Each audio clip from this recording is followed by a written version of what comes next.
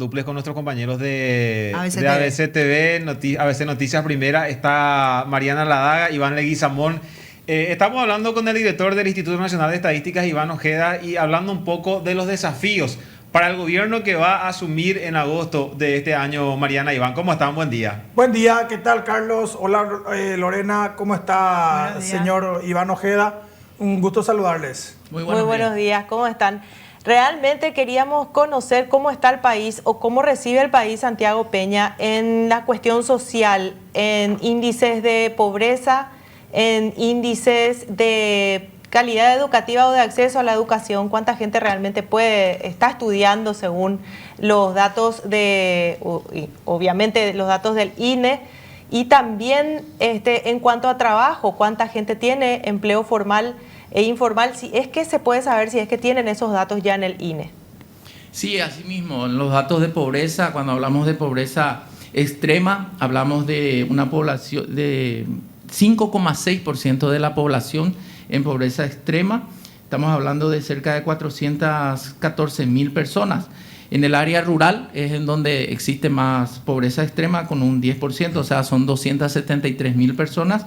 Y en el área urbana 145.000. Cuando hablamos de pobreza total, hablamos de un 24,7% de personas en pobreza total, son 1.8 millones de personas. Para que la gente entienda, cuando hablamos de pobres monetarios, estamos hablando de personas que no alcanzan a cubrir los costos de una canasta básica de alimentos, pobreza extrema.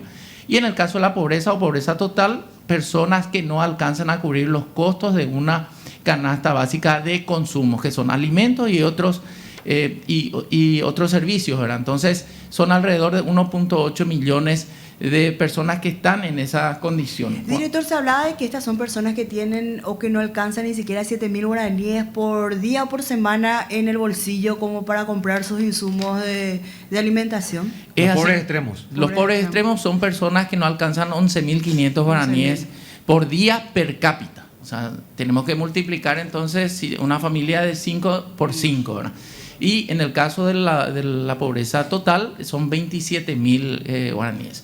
Esto tiene, digamos, sus consecuencias o sus causas, ¿verdad? El año 2000, los datos que estoy presentando son del cuarto trimestre del año 2022.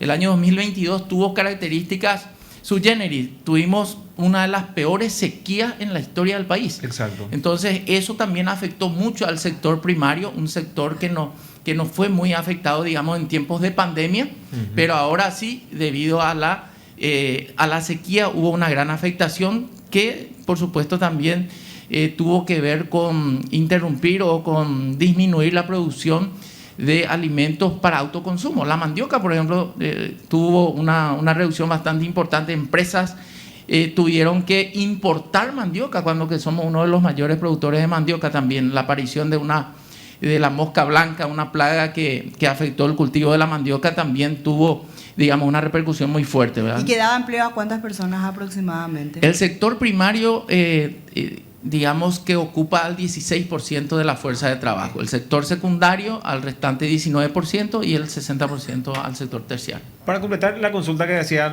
Mariana Ladaga, director, en cuanto a educación, si podemos mencionar, por favor, los números de cómo estamos actualmente a nivel país en el acceso que hay a la educación. Sí, en materia de educación, la población de 15 años y más analfabeta hoy en el país es del 4.7, o sea, las personas que no saben leer o escribir o que no terminaron el segundo grado de instrucción. Pero hace 26 años estábamos en un 9,4% de analfabetismo. ¿Cuántas personas representan? 4,7, ¿cuánto representa? 4,7%, y serían un poco menos de 300.000 personas aproximadamente. ¿Edad, franja de edad? Estos son 15 años y más, ¿verdad?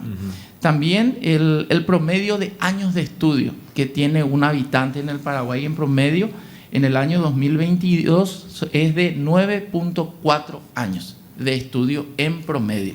La CEPAL dice que un país, para que salga de situaciones de pobreza extrema y demás, tiene que llegar a 12 años en promedio. Entonces, y nosotros crecemos a un año cada decenio. O sea, cada 10 años crecemos un año. Pero O sea que de acá a 10 años vamos a estar en un promedio de 10 años y sí, un poquito más. vamos a estar en 11 más o menos, ¿verdad? Tendríamos que acelerar un poco ese proceso. Tendríamos que acelerar. Pero los años de estudio es una parte del desafío de la educación. Otro es el tema de la cobertura, el tema de la calidad, ¿verdad? Y en ese sentido también tenemos información de la asistencia escolar en el país, ¿verdad? La asistencia escolar de niños de 5 a 9 años está en un 96,3%. De los niños de 10 a 14 años asisten en un 97,7%, y esto cae cuando el niño crece, ¿verdad? De 15 a 19 ya la escolaridad es de alrededor del 70%, ¿verdad?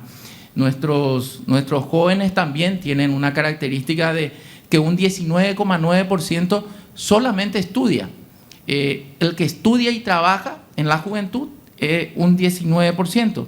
Un 13% ni estudia ni trabaja. Los famosos nini. Los famosos nini. Y un 48% solamente, digamos, que trabaja, ¿verdad? Y esto es más crítico en la zona rural, ¿verdad? Muchas veces la asistencia de niños de 15 a 19 años de edad cae a un 64% en zonas rurales. Y en las zonas urbanas siempre está en torno a un 73%.